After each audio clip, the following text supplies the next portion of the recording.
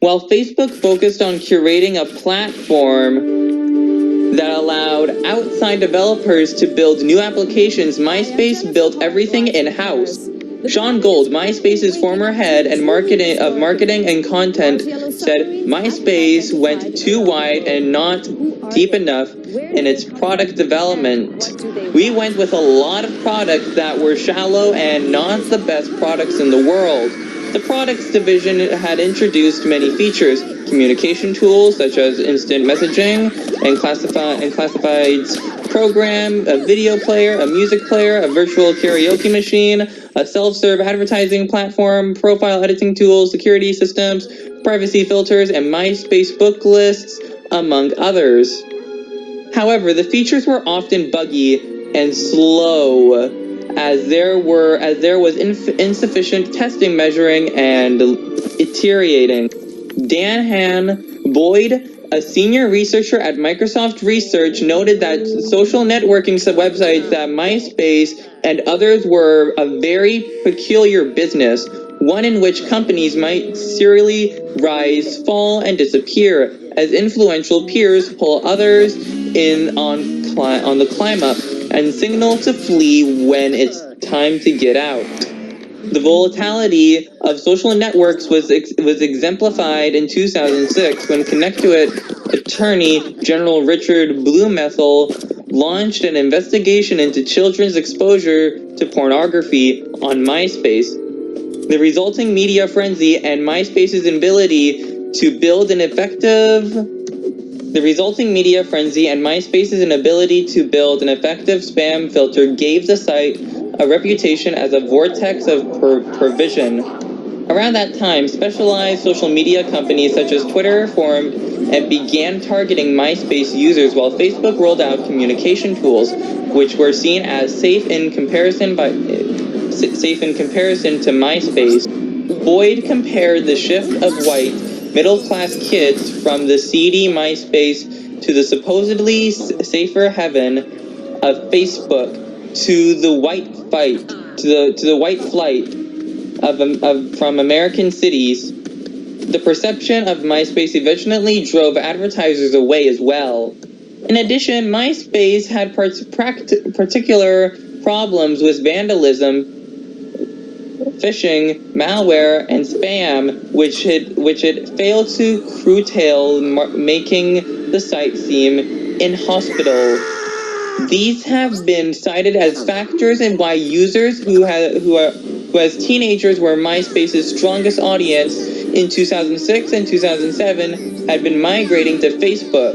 Facebook, which started strongly with the 18 to 24 group, mostly college students, has been much more successful than MySpace at attracting older users. Chairman and CEO Rupert Murdoch was said to be frustrated that MySpace never met expectations as a distribution outlet for Fox Studio content and missing the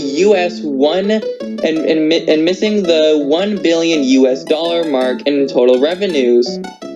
The resulted in DeWolf and Anderson gradually losing their status, with Murdoch's inner circle of executives plus DeWolf's mentor Peter Chernin, the president and COO of News Corp, who was based in Los Angeles, departed the company in June 2009. Former AOL executive Jonathan Miller, who joined News Corp in charge of the digital media business, was in the job of 3 weeks when he shuffled MySpace's executive team in April 2009. MySpace president Tom Anderson stopped down while Chris DeWolf was replaced as MySpace CEO by former Facebook COO Owen Van Natta. A News Corp meeting in March 2009 over the direction of MySpace was reportedly a catalyst for that management to shake up with the Google search deal about to expire. The departure of her key personnel, MySpace's COO, SVP of engineering, and SVP of strategy to form a startup. Furthermore, the opening of extravagant news offices around the world was questioned as rival Facebook did not have similarly expensive expansion plans, yet it still attracted international users at a rapid rate. The changes to MySpace's executive ranks was followed in June 2009 by a layoff of 37.5% of its workforce, including 30% of its U.S. employees, reducing employees from 1,600 to 1,000. In 2009, MySpace implemented site redesigns as a way to get users back. However, this may have backfired as it is noted that users generally disliked tweaks and changes on rival Facebook.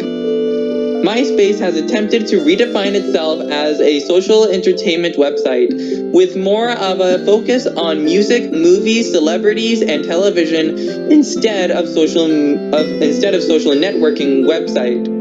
MySpace also developed a link-up with Facebook that would allow musicians and bands to manage their Facebook profiles.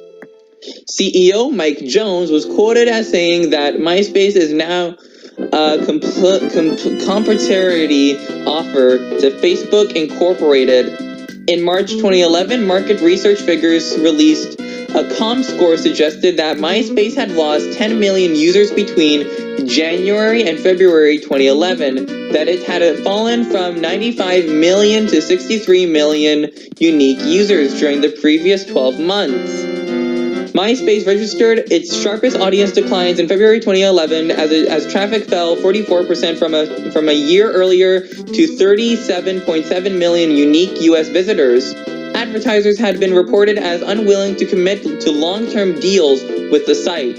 In late February 2011, News Corp officially put the site up for sale. It was estimated to be worth $50 to $200 million. Losses from last quarter of 2010 were $156 million, over double previous year, which dragged down the otherwise strong results of parent News Corporation. The deadline for bids, May 31st, 2011, passed without any above the reserve price of $100 million being submitted. It has been said that the decline in users in the most recent quarter deterred several potential suitors. On June 29, 2011, MySpace announced to label partners and press via email that it had been acquired by Specific Media for an undisclosed sum, rumored to be a figure as low as $35 million. CNN reported that MySpace sold for $35 million and noted that it was far less than the $580 million News Corp paid for MySpace in 2005. Rupert Murdoch went on to call the MySpace purchase a huge mistake.